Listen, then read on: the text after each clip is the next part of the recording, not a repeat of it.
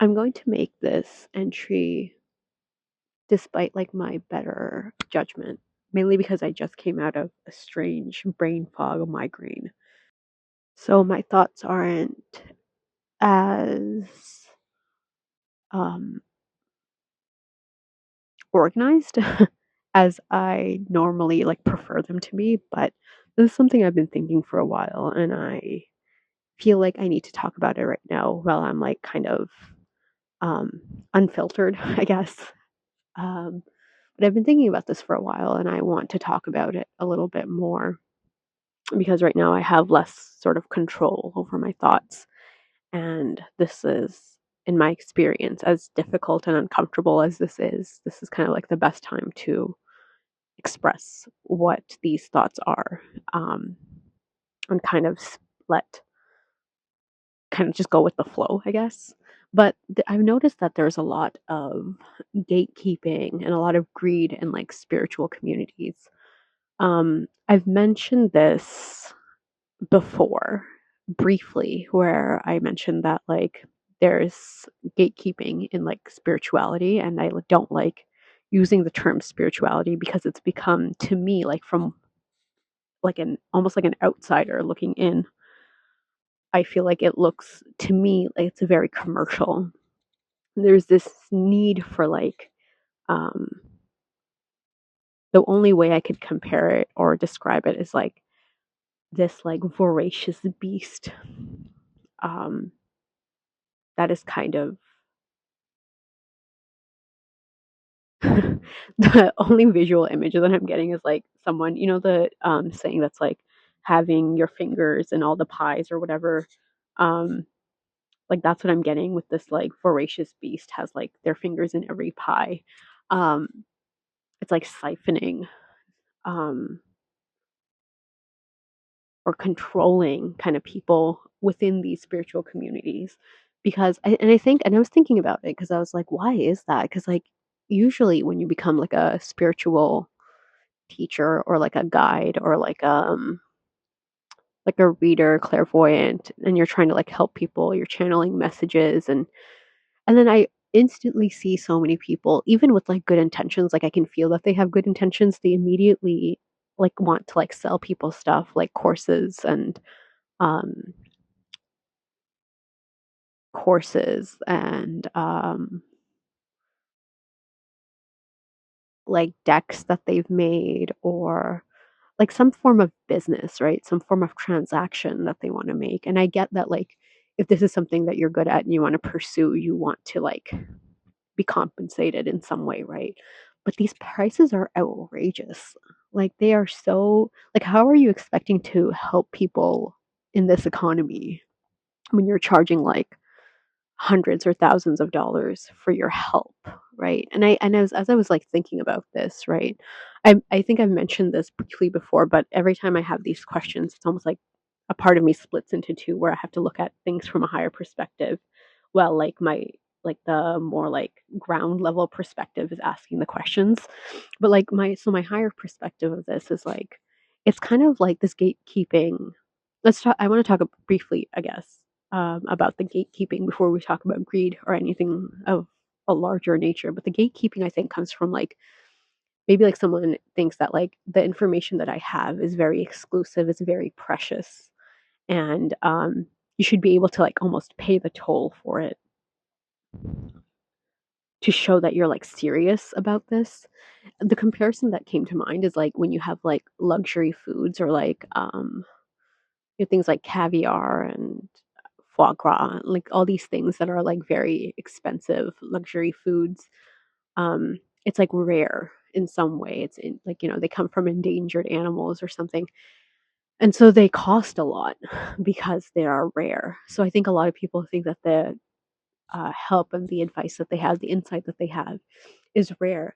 But the more and more that I like am just like observing things, the more I see people out there who are offering advice and at these like really high prices, um, which is interesting to me because I know there's also like I'm trying my best to like see this from like a very neutral perspective, And I know that like a lot of the times when something is like free or like lower priced, like people don't take it seriously.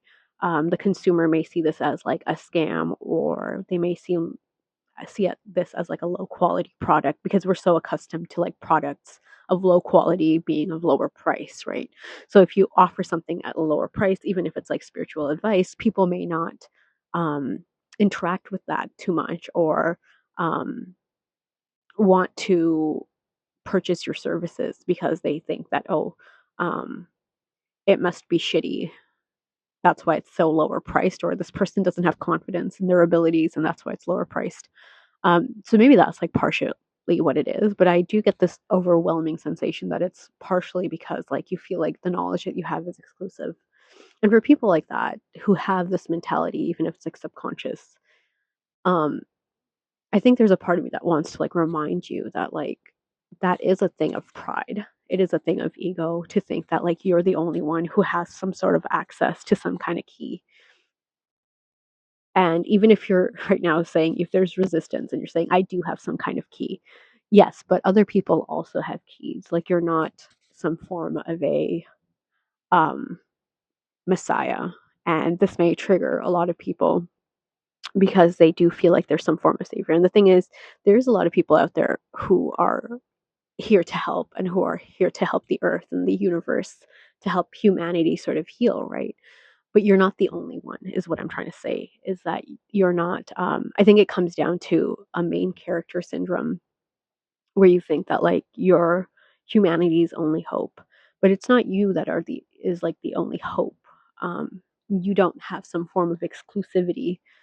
um, Anyone has this ability to help humanity. They just have to make the choice. And just because you made the choice doesn't make you above other people. Again, this is what pride comes down to. Pride isn't just about, a lot of people mistake it, I think, for being proud of yourself or just like self confidence. And this is conflated and we get mixed signals. And we think that like having self confidence is, the sin, quote unquote, of pride. But pride is you thinking you're better than other people, right? It is arrogance. It's not confidence, because confidence is when you believe in yourself, but you also believe in other people. You're not putting them down. You're not putting them above yourself. We're all on an equal field. We're all capable of stuff. Whereas arrogance, pride comes from I am better than you. I am better than other people. I am somehow above or different even from other people. I'm unique. The thing is, like, we are all unique, but again, as I was saying before, is that we are all unique. And it is our uniqueness that we kind of have to band together instead of seeing ourselves as like different from other people. And somehow, again, I come back to this word of like exclusive from other people. We should be inclusive, like using these uniquenesses to work together, right? And oftentimes, when you when it comes to like awakening other people or helping other people, you have to give them access to that. You have to give them access to your information, your insight. And I'm not trying to like judge anyone who's like whose prices, like I said, are exorbitant in like the services that they provide, because I understand um why they might be exorbitant, right? But I guess this is just a reminder that like when you charge so much, not only are you denying a lot of people access that they might, people that might need this help and this advice and this insight from you, not only are you denying them access to that, but you're also kind of giving into your shadows and more importantly, you're giving into kind of like your ego, right? This ego that thinks that you're somehow above other people, therefore kind of feeding that pride aspect of the ego. um There's something else. Oh yeah, I wanted to talk about greed. So we talked about pride. I didn't even mean to talk about pride because I'm not like I'm not really religious, so I don't see the sins in the same way that they are written, I guess. But I understand that every religion, every form of belief, whether it is atheist or theist or scientific or spiritual or religious, there is some truth in everything. And I do think the sins there's something more to it than what we are usually taught in religious literature. So I do like bringing it up. And so pride, we kind of talked about there. And then greed. Greed again comes from fear, right? This need, I wouldn't even actually say it's greed. Greed is like, um, greed and gluttony are so, to me, very like intertwined, because greed to me is like hoarding things, and gluttony is overconsumption. Um, to me, they come to me as like a twin energy, but greed is, I guess I would say it's like greed, and then like the second in command is gluttony when it comes to this like selling of your like um, psychic or like spiritual services.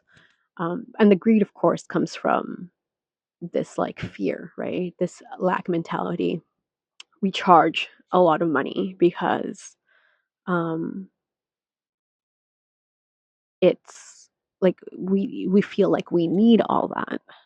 And I get like, again, I'm saying like if this is like your first, I don't know why I said first, but if this is like your primary, I think is what I was trying to say, your primary job, and you're working as like a clairvoyant or like a healer or something, and you want to make sure you're able to pay your rent and your bills, like I understand that.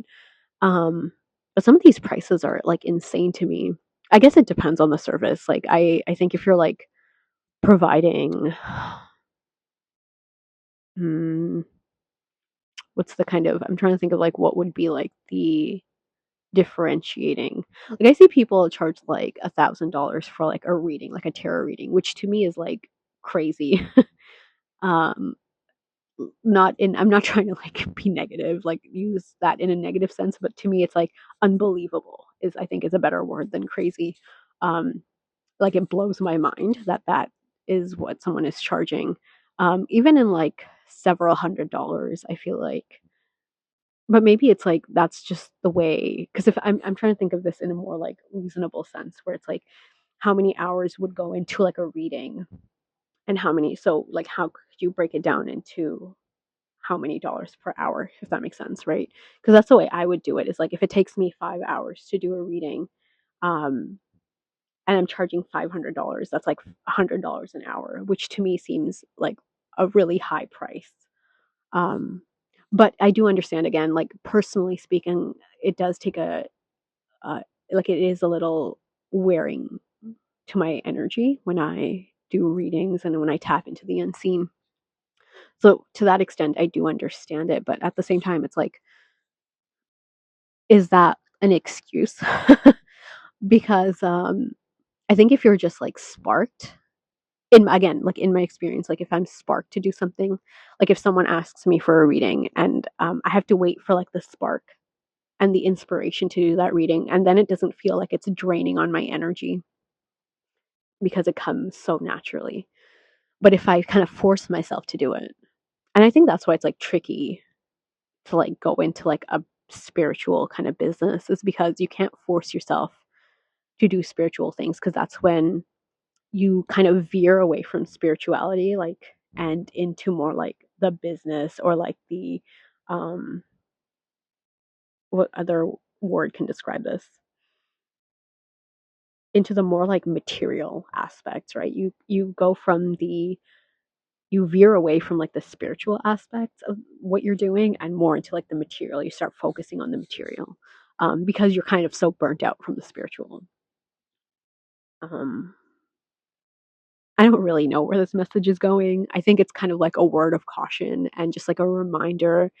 Like I said before, I don't have like a script or anything, like notes that I'm like following. This is just like off the cuff. So there isn't a lot of structure, and I apologize for that. But um, this is what wanted to sort of, as people say, come through at the moment. This is what wanted to be said, and this is what I felt sparked and like inspired to say. So I had to make an entry. Did I talk enough about greed? I think, yeah, the only thing that really needs to be said here about greed, because the biggest thing is like pride, is like because you think it's like some exclusive, you have some exclusive info knowledge that you want to sell to people, right? So it's mostly pride, but like there is some form of greed, but I think the greed comes in afterwards and you kind of end up feeding it. But the greed again, I think the only really message for the greed aspect here is that like be aware that like greed does come from like a lack mentality and you can't help other people if you are suffering from certain things yourself. Um because you have personal biases, and when you have a personal biases that's going to dilute any sort of message that wants to come through or any sort of information that you may have because your lens is like too zoomed in, too focused on like your own personal experiences. Does that make sense? But yeah, I think that's kind of it. I'm starting to get a little drowsy, a little like droopy, and usually that means that like it's time to wrap up. But this I just want to put like a footnote here is that I don't like I'm not trying to antagonize anyone, even if it feels that way. My intention isn't to antagonize you. If you're listening to this and you get upset and you feel called out or you feel targeted, I'm not trying to do that. I'm just trying to remind you, right? I'm trying to remind you. I'm trying to bring you back to your center. And if you feel resistance, it might not be because you're not ready to be coming back to your center. And you might be thinking I sound very condescending, and again, that's not my intention. My only job is to pass on messages and to deliver things to people as needed. Um, and I'm still learning how to do that in a way that's like digestible, like easier to for people to digest and understand instead of like outright triggering them or upsetting them. Because I know I do have like a very sometimes like a very blunt way of like putting out messages, and it takes me some time to like speak in a way that um, it's easier for people to like swallow like the message that I have. I'm still learning, and I do apologize if I did like upset you in some way in saying this because again, that's not my intention. That's not what I want to do. Um, I'm not trying to like lord something over you or anything. If you are feeling like upset by this or triggered in some way, I know that like I from my experience and from what I understand, like my job kind of is to trigger people in the sense that I'm supposed to like spark them, but I don't like giving people the feeling of like upset or like triggering feelings like anger or any of that. um but I guess this is kind of like my sort of cross to bear or whatever you want to call that. In any case, I'm just trying to help. And I hope that comes through. And I hope if there's anything that I've said that could be amended or said in a better way, like please let me know. Because again, I am learning to sort of speak in a way where like it's more like I don't know if diplomatic is the right word, but like is friendlier or like I don't want to seem like I'm like doormatting or spoon feeding or like what's the other word I'm thinking of here? Like humoring people, right? Like I want to be honest and like blunt, but like without being like mean or unkind. So if I've said anything that felt unkind, and again, I ask you to look at this like from a higher perspective when it comes to like the unkindness, and less so like what if like a shadow or trigger of yours um, comes from like an ego. So let me know, and I'm going to try and do better. But yeah, that's it. That's kind of the message for today.